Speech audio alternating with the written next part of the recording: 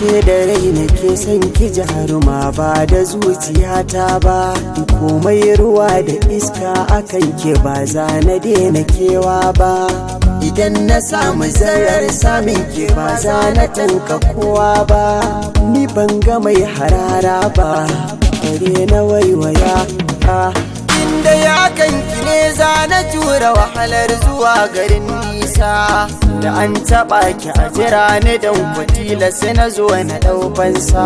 jimirin jiran ki na idan ki zo na kalle kikin biyar hausa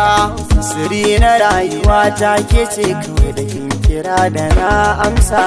zuma a baki daɗi gare ta kin bani ta kira lasa inda ya kanki ne na yi nisa ba kiran da zan amsa tilasi ganin mu tilasi barin mu kauna rikicin da na yi nisa babatin na fasa ko za ce min ba da raifansa tsarin zubinki daidai ne ya kama zuciyata ne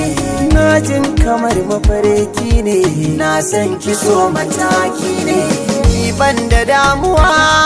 har zan buɗe ɗan idanuna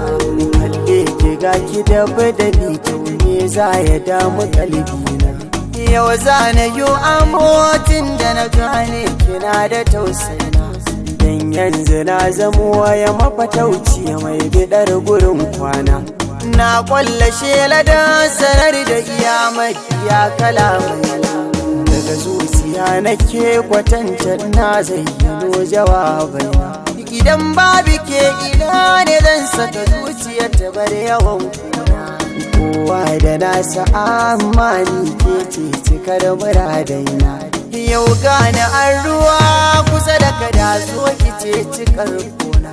komai da mafita kar da ki saba da furta ban kwana na ji na gani yadda nake son ki yafi karfi na san a duniya da wanda yake jin duka tunanina soyayya rayuwa wani sa'in sai ta zama wutar gona duk wanda ke cikin ta shine jurau amma fa a gurina so na faranta rai da ruhi ya saka zama kamar sarki kuma rayuwa da so misali naina kama da a mafarki samari mi haƙuri idan har mun samu so mu sa sauki mata mi haƙuri idan har mun samu so mu sa sauki masoyi yana da rana ne masoyi yana da rana ne masoyi yana da rana ne